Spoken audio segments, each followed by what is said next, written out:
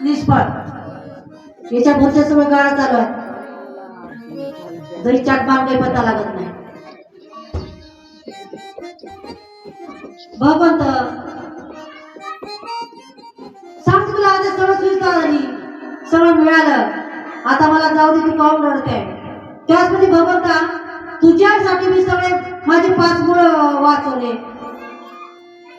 कधी जाळण्याचा प्रयत्न केला होता, भीमाला जर दिलं होतं, पाचीपाडाला आणि गृहामधून वाचवलं होतं, आणि कशी तरी अशा आठवली होत्या की माझ्या लेकराला किती सहाय्य केलं. द्रौपदीची परीक्षा घेतली होती, कितीतरी अशा घटना घडल्या. हे जर सांगत गेलं तर इलाही लांब जाईल. त्याच्यामुळे कुंतीला एक एक आठवू लागलं. त्यामुळे तुला काय द्यायचं आहे, मागाचं ते माग. तर काय मागा कुंतीनं?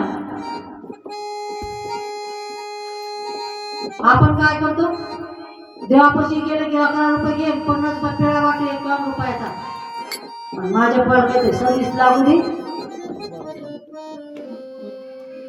100 नाही 200 भरपूर तू 11 रुपये घे बाबा, त्या पेटीत टाकतो, पण मला काही सुख दे. सुखाच्या इतर काय मागतो? सुख. पहिलं अक्षर नाही की बाबा तुला सुखाचं ठेव, हे पहिलं अक्षर आहे तोंडातलं. मंदिरात गेले त्याच्या डोक्यात लागलं की नाही लागलं. पण कुंतीनं दुःख मागितलं का? भगवंत विचार करून राहिले, तू एवढ्या आगीमधून निघाली, तुझे लेकराला एवढं दुःखच दुखलं, वनवासासह जरा कितीतरी मारण्याचा प्रयत्न केला, पण याच्यातून तुला वाचून दिलं, चांगलं सुख प्राप्त करून दिली, पुन्हा म्हणते मला दुःखच दे. हे तू काय मागत आहे? रडायला लागते. भगवंता, ज्यावेळेस मला दुःख होतं त्या तुम्ही माझ्या सोबत होते, आता सुख आलं तुम्ही निघून चालले, मी या सुखाचं काय करायचं? याच्यामुळे मला दुःख द्या. रडायला लागली. भगवंताला कसं लगेच खाली रथाच्या खाली उतरले. आता मला चालली जातच नाही, आता 6 महिने तुझ्याकडे राहू दे. द्यायला काय तू कुठून द्याव? आपल्या संचितात तरी भोगाला की सुख असो की दुःख असो, वेळ राहते, त्या वेळानुसार चालायला लागते. दुःखही सांगून येते, सुखही सांगून येत नाही.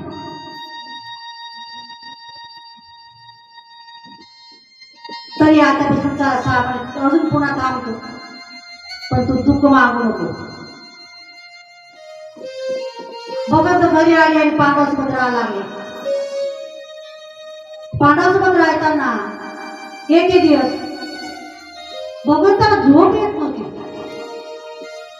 या आडोमड होऊन आले.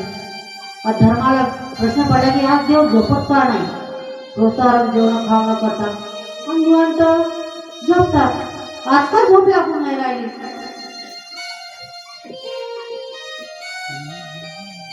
त्यावेळेस देवाला धर्म विचारते, देवा तुम्हाला झोप का येऊन नाही राहिली?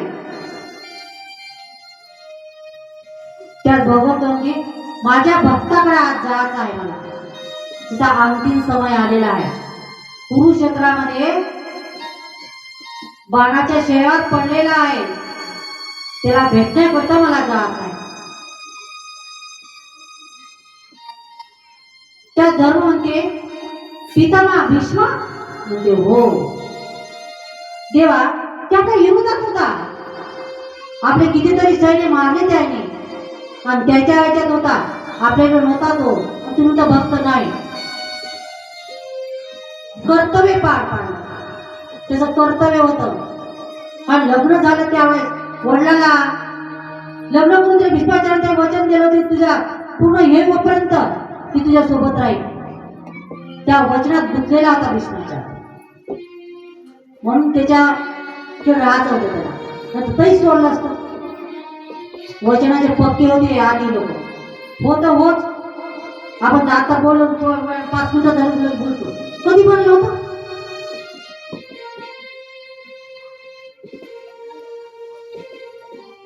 त्यावेळेस नंतर तेव्हा तुम्ही कधी म्हणलं त्याला काय काम पडलं असं कोणता प्रश्न